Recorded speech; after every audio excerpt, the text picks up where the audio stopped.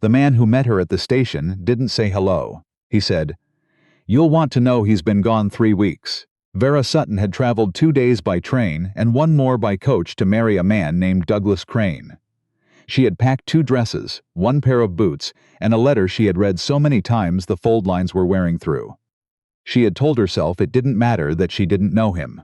A lot of women didn't know the men they married. At least Douglas Crane had written to her. At least he had sounded kind. "Gun," she said, "fever." The man saying this was lean, weathered, with dust on his collar and no particular expression on his face. He held his hat at his side. Came on fast. Wasn't much to be done. She looked past him at the town. Millard Creek, Texas. 2 rows of storefronts, a water trough, a dog sleeping in the middle of the road like it had decided that was as good a place as any to give up. The sky was enormous and very blue and indifferent to all of it. "I'm Sheriff Tate," the man said. "I knew Douglas. He asked me to meet you before, in case something happened. He said you'd be coming from Missouri. He asked you to meet me." "Yes, ma'am." "Before he died, he arranged for someone to meet me, in case he died." Something moved through the sheriff's expression. Not quite guilt, not quite sympathy. Something that understood this was not easy to receive. "He was a careful man," he said. "He didn't want you arriving to nothing." Vera looked down at her bag. The letter was inside it. She thought about the 3 weeks it had taken her to pack, to say goodbye to her mother, to convince herself this was sensible, that a woman alone at 26 with no prospects and a mother who couldn't work anymore had to be practical. She thought about the way she had stood on the platform in Jefferson City with her bag in her hand thinking, "This is the right thing, Vera. This is the only thing." "What happens now?" she said. Sheriff Tate put his hat back on. "That's what I'm here to figure out with you." His name was Leland Tate, and he had a problem. She understood this within the first hour of sitting across from him in the small office that served as the sheriff's station. The problem was not her, exactly. The problem was Douglas Crane's house, which Douglas Crane had left in his will to his brother, Clem, and Clem had been in Millard Creek for 2 of those 3 weeks, making himself comfortable in the rooms Vera had been promised. The problem was also that Clem Crane was not a good man, and everyone in town knew it, and Douglas had known it too, which was part of why Douglas had written to a woman in Missouri in the first place. He had wanted someone in that house who wasn't Clem. None of this was said directly. Vera pieced it together from what Leland Tate didn't say, from the careful way he chose his words, from the way Mrs. Haney at the boarding house pressed her lips together when Vera mentioned Douglas's name. "You can stay here 2 nights, no charge," Mrs. Haney said. "Douglas was decent to this town. It's the least." "And after 2 nights?" Vera said. Mrs. Haney pressed her lips together again and didn't answer. Vera sat on the edge of the narrow bed that first night and did not cry. She had already done the crying on the train, in the dark, with her forehead against the window. She had given herself that, and then she had taken it back and folded it somewhere she couldn't reach easily. What she had now instead was a problem. She was good at problems. She had been solving them since she was 17, and her father left and her mother's hands started shaking too badly to hem a sleeve. The problem was money, which she didn't have much of. The problem was Millard Creek, which she didn't know. The problem was that she was a woman alone in a town where the only person who had wanted her here was 3 weeks in the ground. She lay back on the bed and stared at the ceiling and thought about what she was actually good at. She could sew. She could keep books. She had done it for a hardware store in Jefferson City for 2 years. She could cook well enough, though not remarkably. She could read people, which wasn't a skill you could put on a ledger, but was sometimes the most useful thing. She thought about Sheriff Tate, about the way he had met her at the station and delivered bad news, and then stayed, made sure she got to the boarding house, made sure Mrs. Haney understood she was to be treated with respect. He hadn't said much. He hadn't said much at all. But he had stayed. She fell asleep thinking about that. In the morning he was there, not in an alarming way. He was sitting on the steps of the boarding house when she came down, holding 2 cups of coffee, one of which he held out to her without commentary. She took it and sat on the step below his. The coffee was strong and slightly too hot, and exactly what she needed. "I have a proposition," he said. "I'm listening." He looked out at the street. "I own the Callaway place, 2 miles east of towns. My housekeeper left in February when her daughter had a baby in Abilene. I've been managing." Vera said nothing. "The house," Leland said. "I need someone to keep the house," Leland meant. In exchange, room and board a wage, and, he stopped, started again, and legal protection. As my wife, on paper, you'd have standing in this county that you don't currently have. She turned to look at him. His profile was serious, square-jawed, a scar on his chin she hadn't noticed yesterday. He was looking at the street like the street required his full attention. On paper, she said. Yes, ma'am. We don't know each other. We don't, he agreed. You're asking me to marry you so I have somewhere to be. I'm asking you to consider an arrangement that benefits us both practically. He finally looked at her. His eyes were gray, the particular gray of sky before rain, and they were direct in a way that was neither unkind nor particularly warm. You're stranded. I need help. Millard Creek is a small town, and a woman alone here without resources will have a hard time of it. Clem Crane already asked me this morning if you were going back to Missouri. Something cold moved through her chest. What did you tell him? I told him it wasn't his business. She looked back at the street. The dog was in the same spot as yesterday. She had a feeling it was always in that spot. She thought about Jefferson City, about her mother's shaking hands, about the letter from Douglas Crane that she had read 23 times. You seem like a woman who knows her own mind. I think we'd do all right together. She thought about what all right had looked like to Douglas Crane and what it looked like now to her. I have conditions, she said. Something shifted in his expression, not surprise exactly. More like he had expected this, and was relieved she was the kind of woman who had them. Tell me. My own room, my own money, paid weekly, not held. And I want to be told the truth about the situation. All of it, including Clem Crane and whatever he's after, because I can tell there's more to that than you've said. He was quiet for a moment. Clem thinks Douglas may have promised him more than the house. There's a question about a parcel of land that runs along the creek. Douglas's lawyer is in San Antonio and hasn't arrived yet. Clem's the kind of man who likes things settled in his favor before anyone can check the paperwork. And having you married would complicate his play considerably. Vera drank the rest of her coffee. It had cooled to exactly the right temperature now. She handed the cup back to him and stood. All right, she said. Tell me what needs doing at the house. The Calloway place was not what she expected, which was to say it was better. She had braced herself for squalor. 3 months without a housekeeper, a man living alone, the specific entropy that set in when no one was paying attention. But it wasn't squalid, just neglected in particular ways, in the way of a man who kept the essential things clean and let the rest slide. The floors were swept. The dishes were done, mostly. The curtains had not been opened in what looked like months. She opened them. Don't need to do that today, Leland said behind her. It's dark in here. I know it. Does it bother you, the dark? A pause. It doesn't help anything. She turned to look at him. He was standing in the doorway of the kitchen, with his arms crossed, watching her in a way that wasn't unfriendly but was careful, like he was waiting to see what she would do next. No, she said. I don't suppose it does. She took stock of the kitchen after he left for town.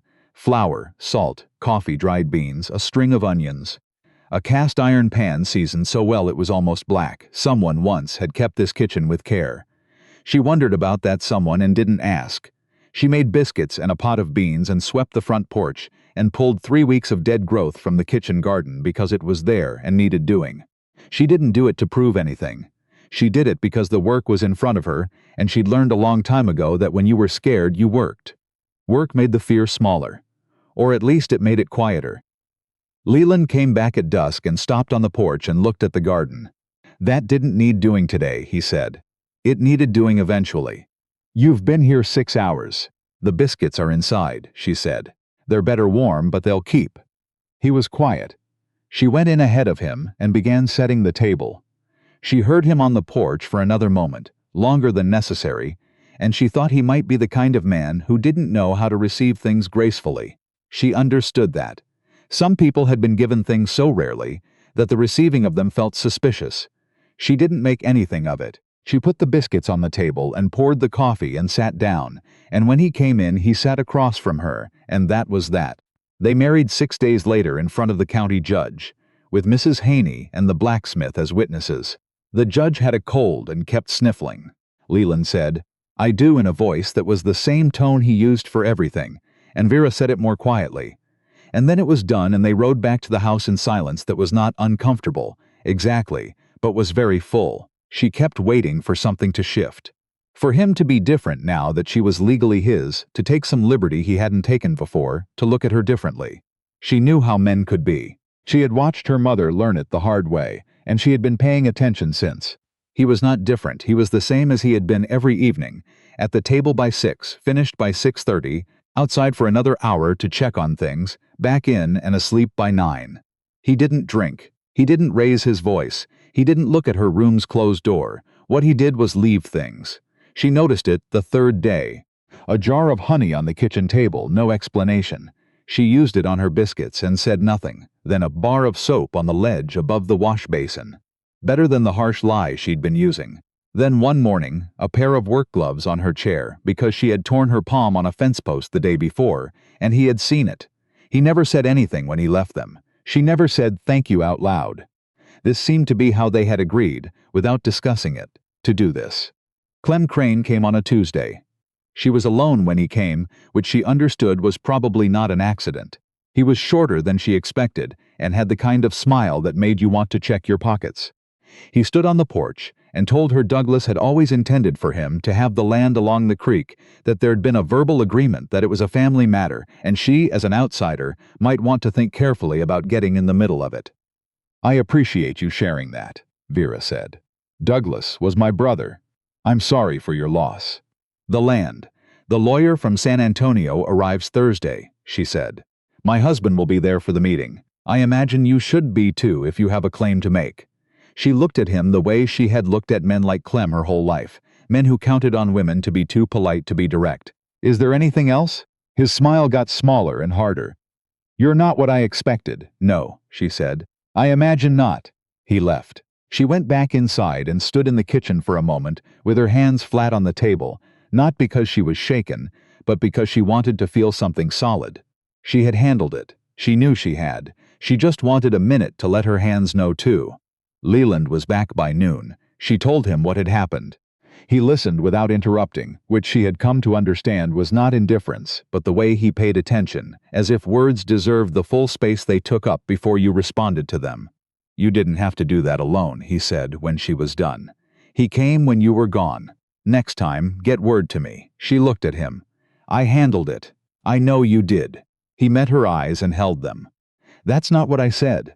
Something happened in her chest. Not large, not dramatic. Small, like a lock turning over, like a door that had been stuck for a long time, giving just a little. She looked away first.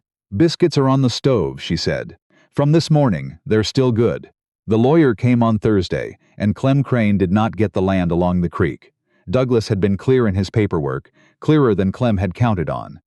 Vera sat in the lawyer's office and watched Clem's face move through disbelief and then fury, and then the particular flatness of a man recalculating, and she understood that he was not done, that this was not over, but that they had won this round and that counted for something.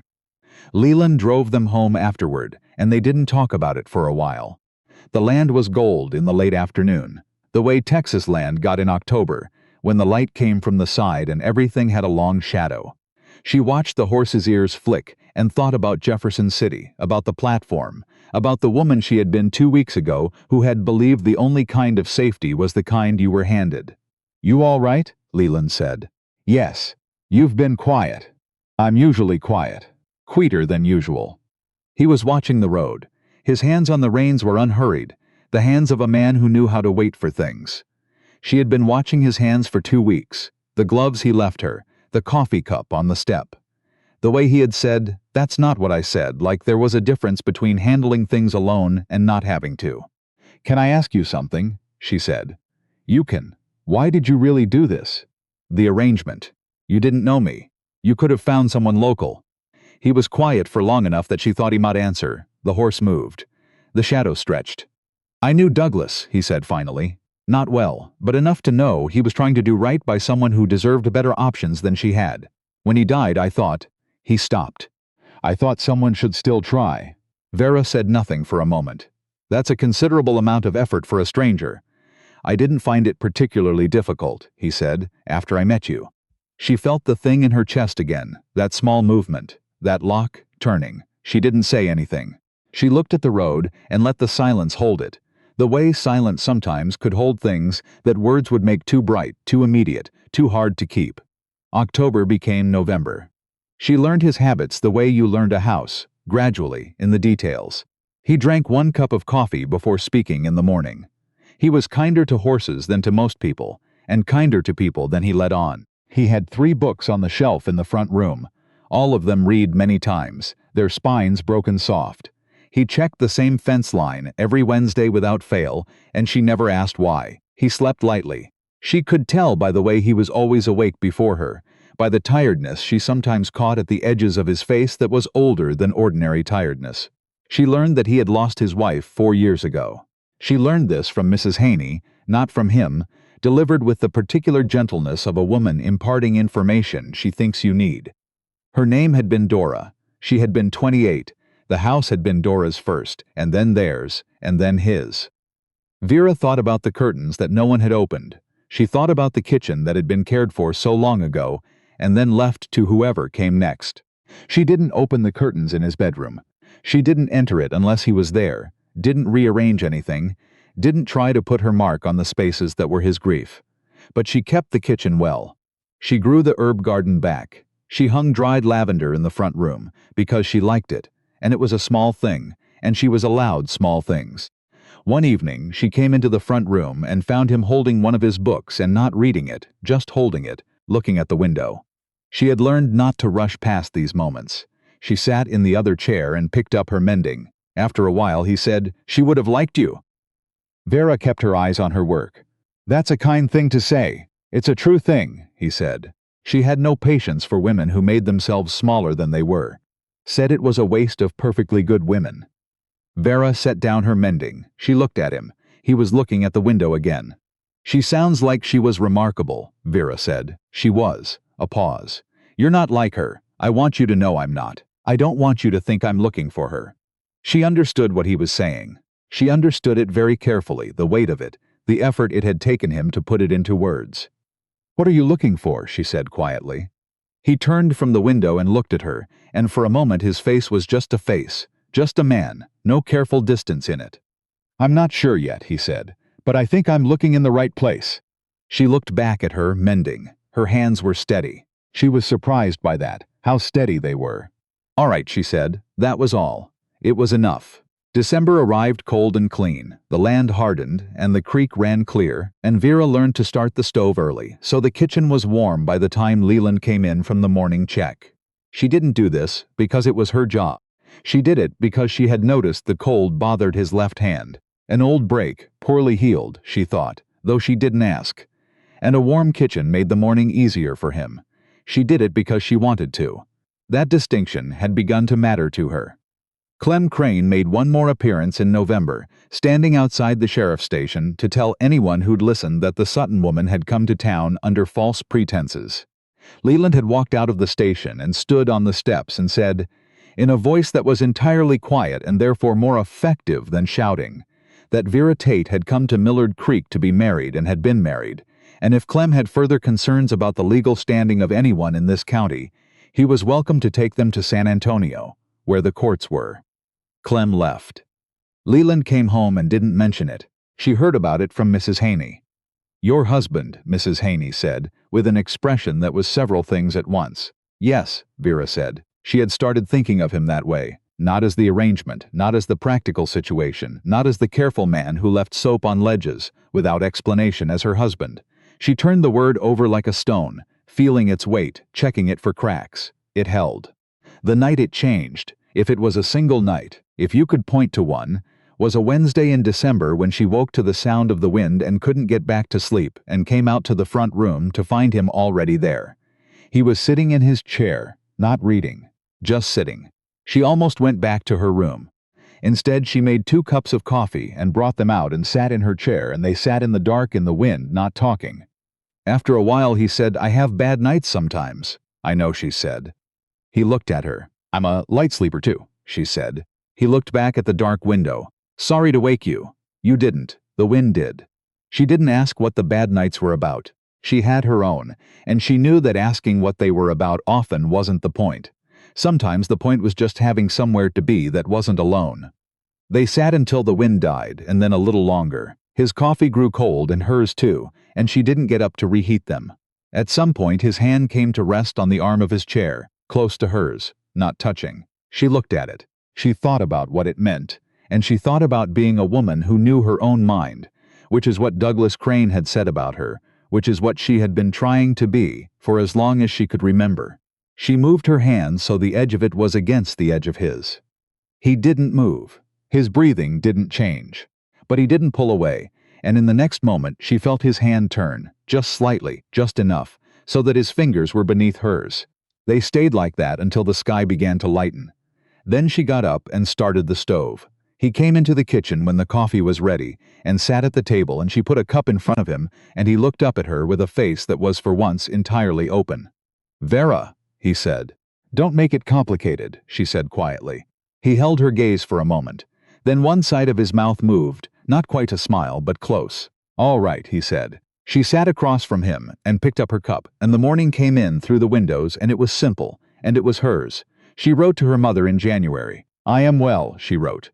"The house is warm, and the work is good, and I married a man who leaves things without explanation and has learned that I prefer to be told the truth even when it's inconvenient.